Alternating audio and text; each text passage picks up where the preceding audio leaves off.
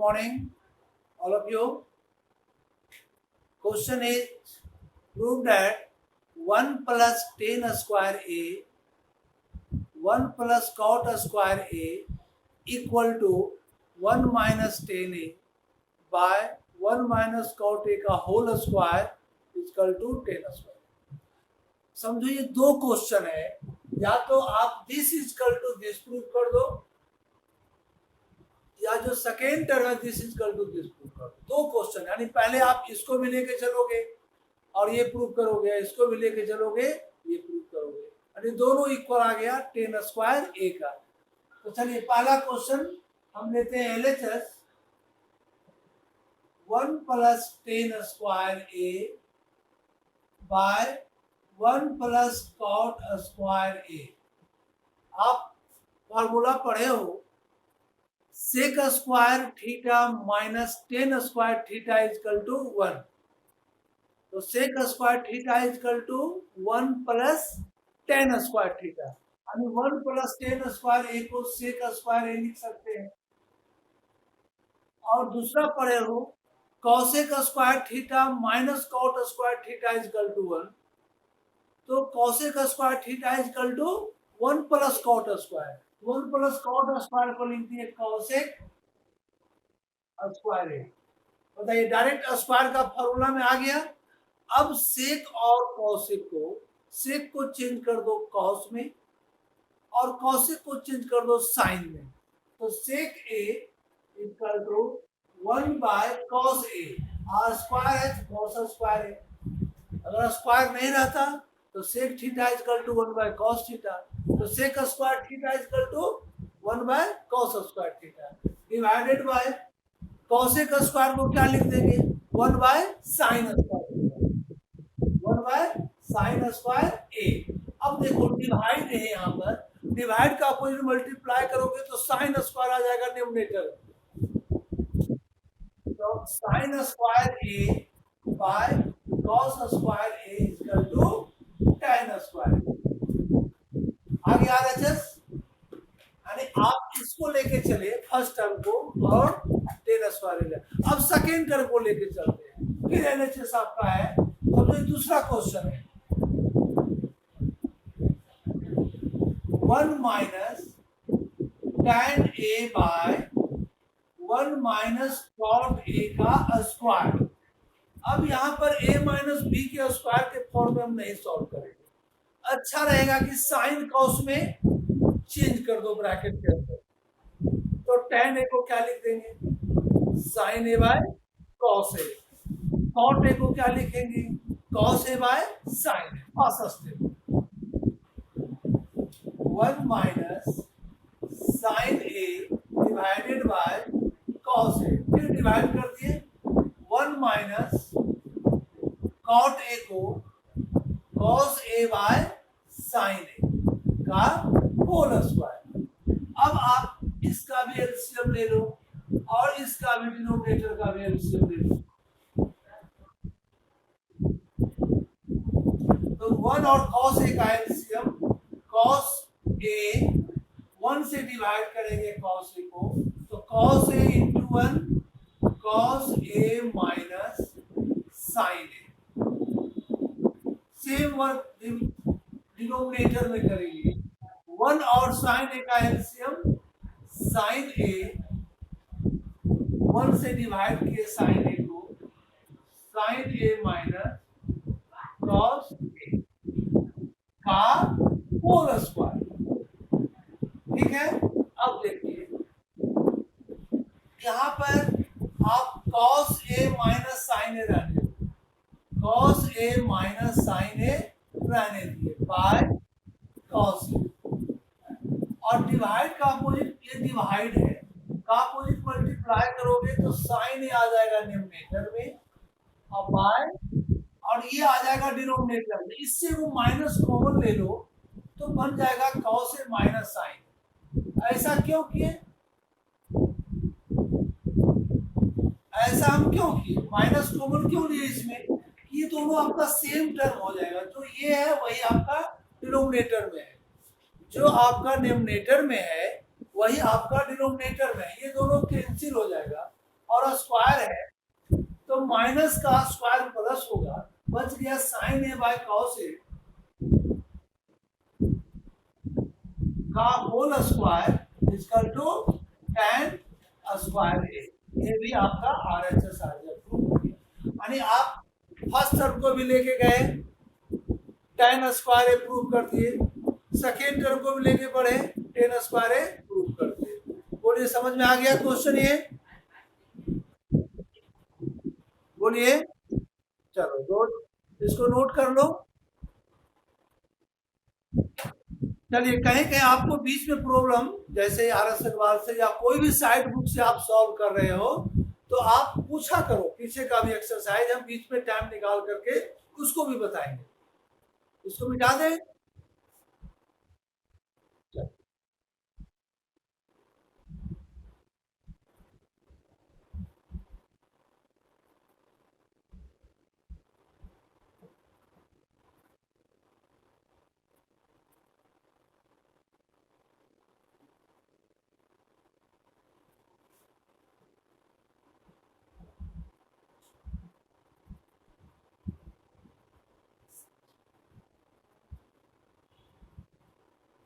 अब आइए similar triangle में। सिमिलर ट्रेंगल में एक्चुअल में आपको पढ़ना है, टॉपिक का नाम है ट्रेंगल, पढ़ना है सिमिलर ट्रेंगल। तो first of all define similar triangle.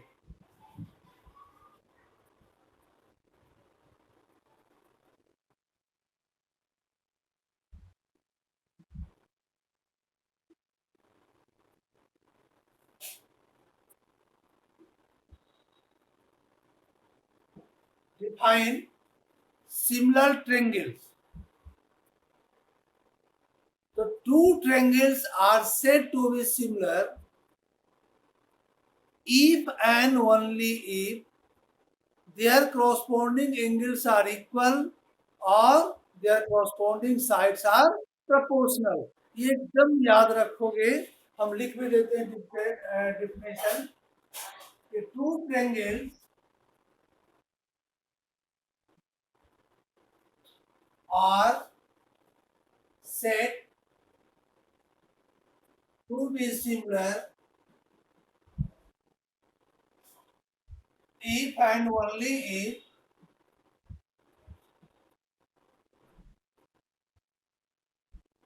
if and only if first में their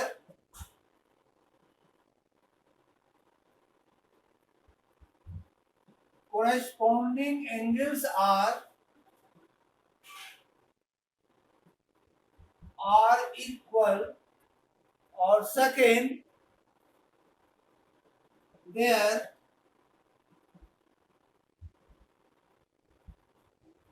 corresponding sides are proportional.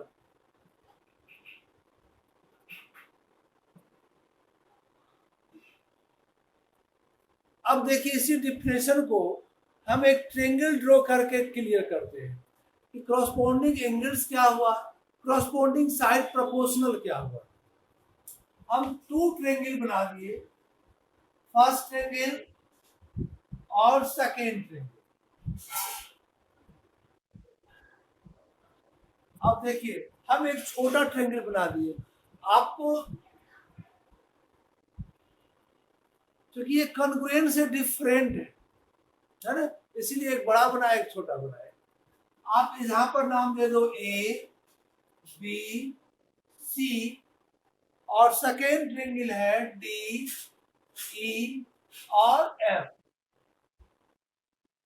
If two triangles are said to be similar, हम ट्रायंगल बना दिए A B C similar to triangle DEF, ये आपका similar का symbol आया।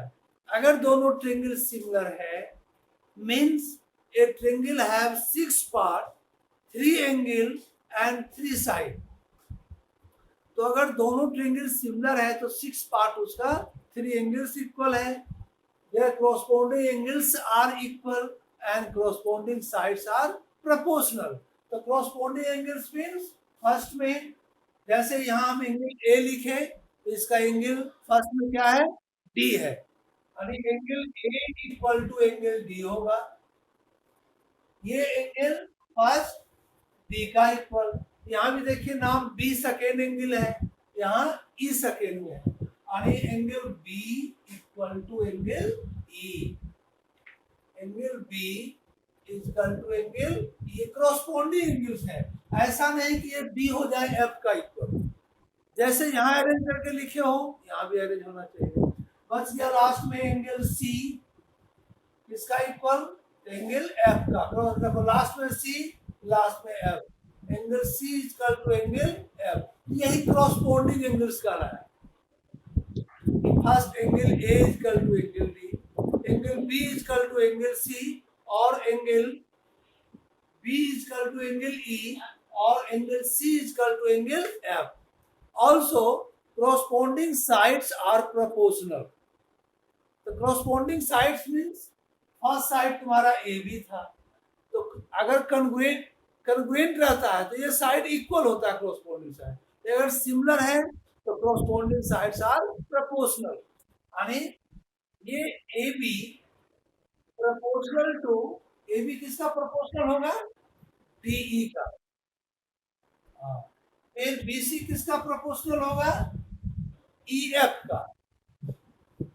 EF पहले क्या लिखेंगे, BC बाय EF, और थर्ड क्या है, AC किसका प्रोपोर्शनल होगा,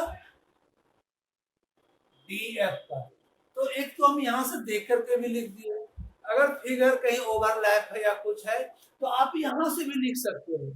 कैसे, तो शुरू का दो साइड है A B by D E, last का दो side B C by E F, और शुरू और लास्ट थर्ड होता है A C by D F. हम यहाँ से भी कर सकते हैं बिना फिगर देखे हुए ट्रायंगल का, क्योंकि यहाँ पर ऑलरेडी अरेंज है।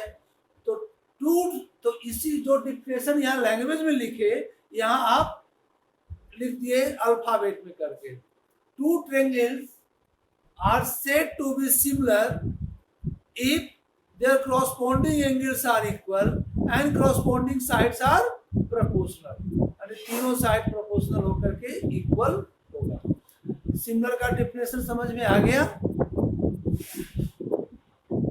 अब इसमें पहला थ्योरम है state and prove Thales theorem. Thales theorem का भी दूसरा नाम है बेसिक प्रोपोर्शनलिटी थ्योरम या थेल्स थ्योरम कहेंगे, है ना। देखिए उसको भी,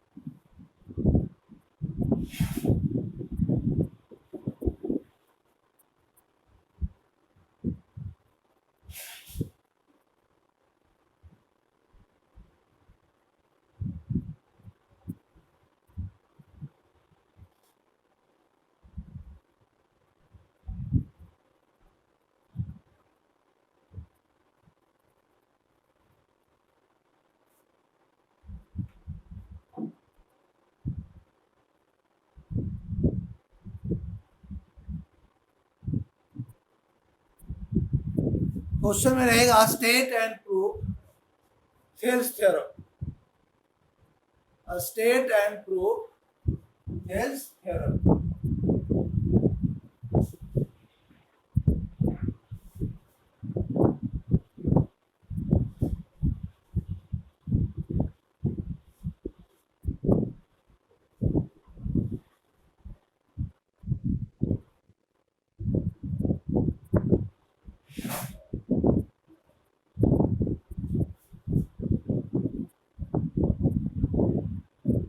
या आपका क्वेश्चन में ये भी पूछ सकता है, बहुत इंपॉर्टेंट क्वेश्चन है, समझो ये एग्जाम में आपको आ रहा है।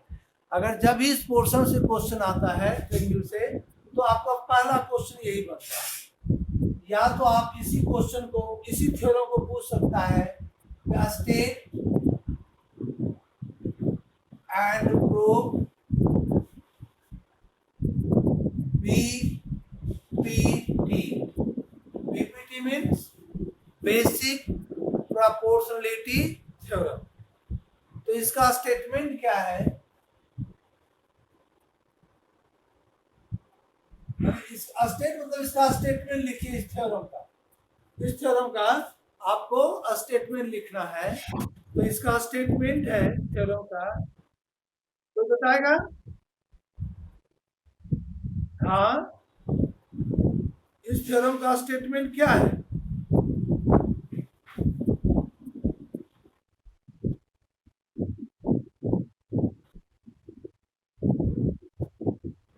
देन हाँ, इफ ए लाइन, तो स्टेटमेंट लिखेंगे कि if a line is drawn parallel to, if a line is drawn parallel to one side of a triangle,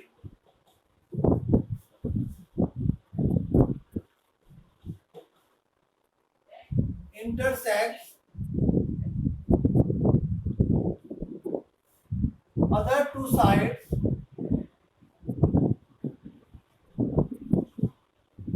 in distinct point, then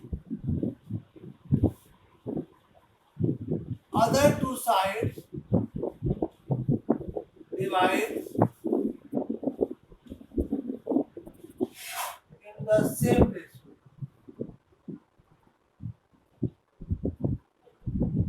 In the same ratio. तो यदि आपका ये number 1, अगर ये question पूछता है एग्जाम में कि state and prove Thales theorem, तो पहले आप ये स्टेटमेंट लिखोगे, यही स्टेटमेंट है, और स्टेटमेंट लिखने के बाद तब आप प्रूव करोगे। या सेकेंड नंबर में भी जो है स्टेट एंड प्रूव बीपीटी, तो भी पहले इतना स्टेटमेंट लिखोगे तब आप प्रूव करोगे। और स्टेटमेंट इसको याद रखना चाहिए, है ना, क्योंकि आपका 1 मार्क्स स्टेटमेंट पर ही रहेगा। अगर स्टेटमेंट दे के आता है क्वेश्चन, तो स्टेटमेंट देख के आएगा, अगर यही स्टेटमेंट हटा दे और लिख दे यहाँ पर प्रूव दैट, तो ये भी क्वेश्चन बन जाएगा, ये भी आपका क्वेश्चन बन जाएगा। केवल लगा देगा prove that, prove that if a line is drawn parallel to one side of a triangle, intersects other two sides in distinct point, then other two sides divide in the same ratio। यानी आपका question ऐसे ही पूछ सकता है, ये भी पूछ सकता है और ये भी पूछ सकता है। इसी स्टेटमेंट में केवल आगे लगा देगा प्रूव दैट। अगर ये दोनों आएगा तो 4 मार्क्स का आएगा, अगर ये क्वेश्चन आ गया तो 3 मार्क्स का आएगा। बताओ क्यों आएगा 3 मार्क्स का? ये स्टेटमेंट आपका ऑलरेडी लिखा हुआ है, तो 1 नंबर कम गया। तो आपको तीनों पार्ट से क्वेश्चन पूछ सकता है, तो अच्छा है कि स्टेटमेंट हम याद कर लेंगे। अब आते हैं इसके प्रूफ में, इसको नोट कर लिया स्टेटमेंट।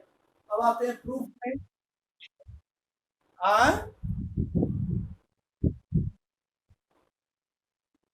हाँ बोलो, हम लिखा रहे हैं तो क्या घबरा रहा है? ईमेल लिखना है, प्रूफ करना है, उनको देखो।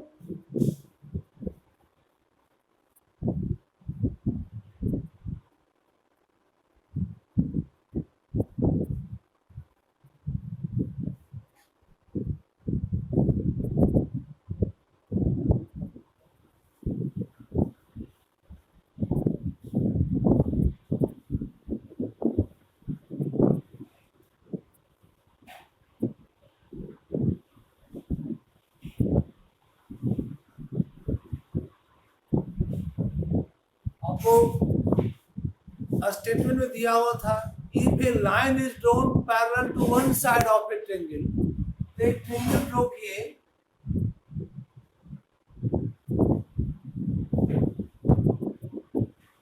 इसका नाम दे दिए ए, बी और सी। अब एक लाइन ड्रॉ कीजिए और दो साइड को इंटरसेक्ट करें।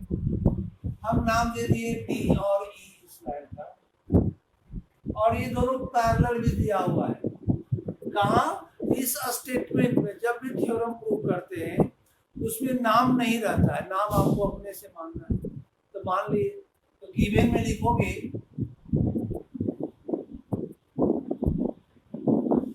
In triangle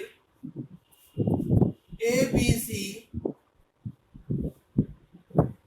DE parallel to BC। इस ABC ट्रायंगल में DE parallel to BC, D and E intersect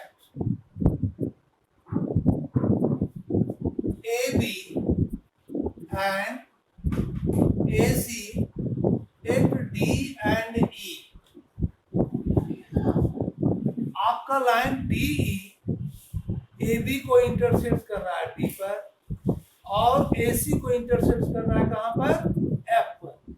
okay, तो इन triangle ABC DE parallel to BC, D and E intersects AB and AC at D and E to prove। आपको इसी में क्या proof करना है? जो statement में ही दिया हुआ है। टू प्रूफ में AD by DB equal to AE by EC, ये आपको प्रूफ करना है कि AD by DB equal to AE by EC। Statement में दिया हुआ था intersects other two sides in distinct point, then other two sides divide in the same ratio। जो other two sides है इसको सेम रेशियो में प्रूव करना है, AD by DB equal to AE by EC। तो आप गिवन दिखा दिए, टू प्रूफ दिखा दिए। अब कंस्ट्रक्शन भी इसमें अगर है तो वो भी आप लिखिए। कंस्ट्रक्शन क्या है?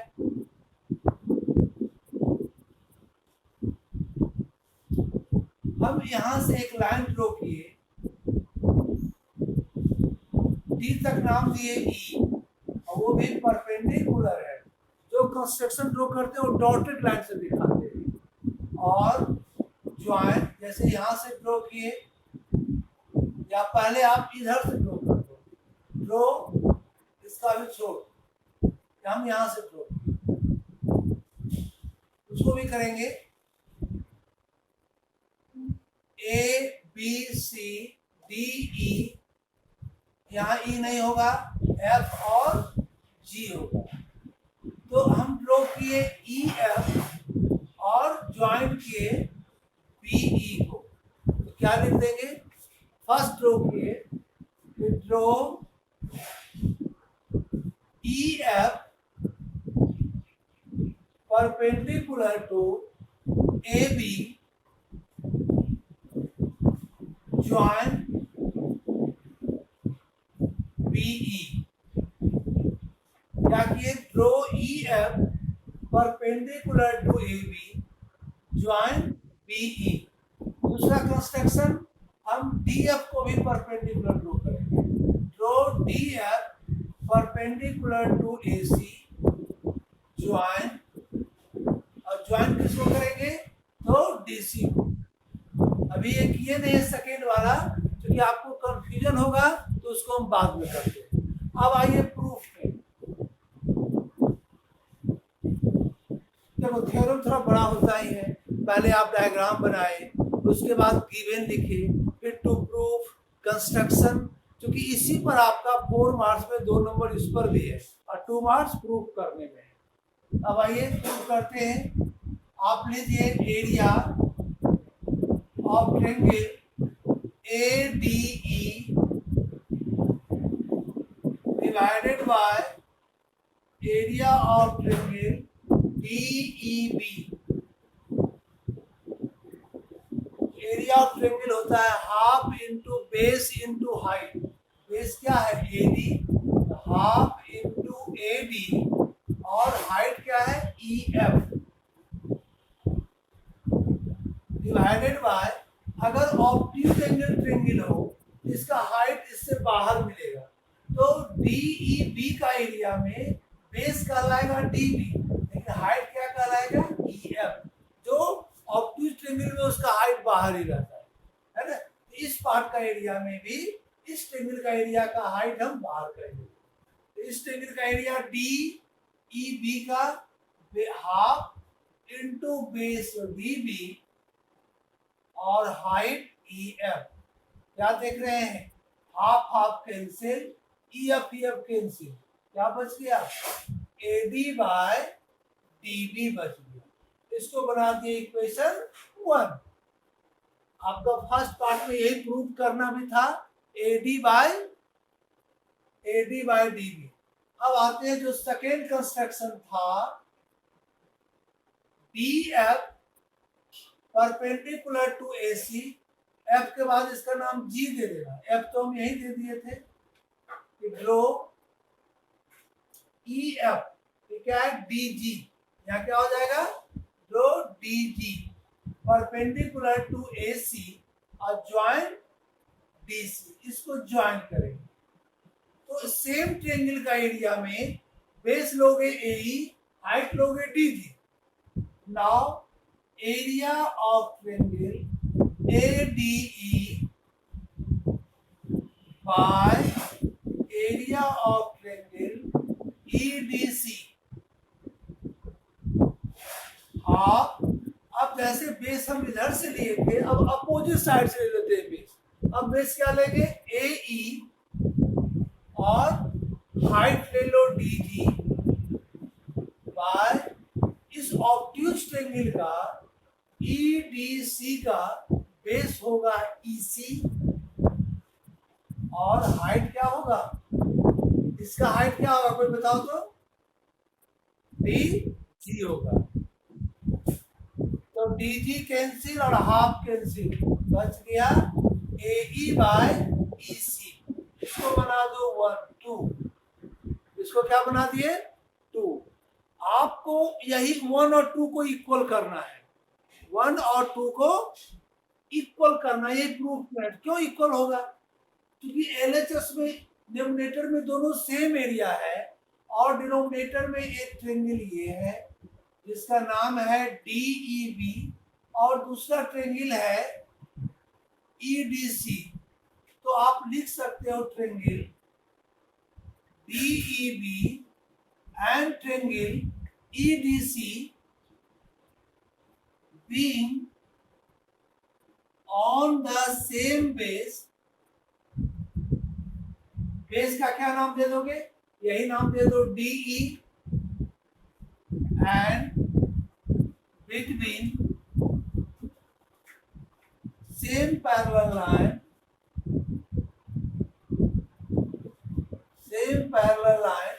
क्या हो जाएगा DE बाय BC, या same parallel line DE and BC। आप ये थ्योरम प्रूव किए हो क्लास 9th में कि दो ट्रायंगल हो और दोनों सेम ही बेस पर हो, ये ट्रायंगल भी और ये ट्रायंगल भी, और between the same parallel line, दोनों पैरेलल लाइन है, तो so area of triangle DEB equal to area of triangle EDC। तो क्या दोनों का डिनोमिनेटर भी इक्वल आ गया, डिनोमिनेटर तो इक्वल था ही, डिनोमिनेटर भी इक्वल आ गया। तो फ्रॉम 1 and 2 से आप कह सकते हो AD by DB is equal to AE by EC, AE by EC आपका प्रूव्ड हो गया। यही थ्योरम कि AD by DB is equal to AE by EC, ये बहुत इंपॉर्टेंट थ्योरम था। इसमें कहीं प्रॉब्लम है तो आप पूछ सकते हो, कहीं प्रॉब्लम भी है किसी को?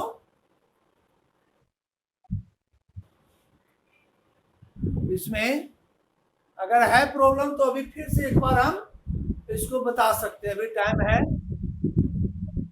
गुड, बता देते हैं, आप ऊपर से ही आइए। स्टेटमेंट तो मालूम है, if a line is drawn parallel to one side of a triangle, इस ट्रायंगल का कोई एक साइड के पैरेलल एक लाइन ड्रॉ किए, इंटरसेक्ट्स अदर टू साइड, तो हम ड्रॉ किए DE पैरेलल टू BC, वही लिखे DE पैरेलल टू BC, दो साइड को इंटरसेक्ट कर रहा है, यानी AB को D पर और AC को E पर। तो आपको प्रूव करना है AD by DB equal to AE by EC। ये जो अभी आप लिखे हो यह स्टेटमेंट में आपका दिया हुआ है, केवल नाम केवल नहीं दिया हुआ है, वो नाम हम लोग अपने से डालते हैं। ओके, अब आपको प्रूव करना है AD by DB equal to AE by EC। इसको प्रूव करने के लिए हम एक कंस्ट्रक्शन ड्रॉ किए, EF परपेंडिकुलर टू AB, वही लिख दिए EF परपेंडिकुलर टू AB, और DG परपेंडिकुलर टू AC, इस AC पर DG परपेंडिकुलर ड्रॉ किए और ज्वाइन किए BE को और CD को। तो पहला जो आप लोगे इस ट्रायंगल का एरिया ADE का एरिया, इसमें half into base into height. अगर ऑब्ट्यूज एंगल ट्रायंगल लेते हैं इस ट्रायंगल का एरिया, तो हाफ इंटू बेस यही कहलाएगा, लेकिन हाइट कौन होगा, इसके बाहर वाला होगा। अगर आप ऑब्ट्यूज एंगल देखो, यहाँ पर अगर कोई ऑब्ट्यूज एंगल ट्रायंगल है, अगर इस ट्रायंगल का एरिया निकालना है, ये बेस है, इसका हाइट कहाँ होगा, बाहर होगा इसका हाइट, यानी हाफ इंटू बेस लेंगे ये और हाइट लेंगे ये बाहर वाला, इसीलिए इसका हाइट हम बाहर लिए, हाफ इंटू बेस AD और हाइट EF डिनोमिनेटर का हुआ, डिनोमिनेटर में DEB का एरिया में हाफ इंटू बेस DB और हाइट EF, इसमें EF कैंसिल, हाफ कैंसिल, बच गया AD बाय DB।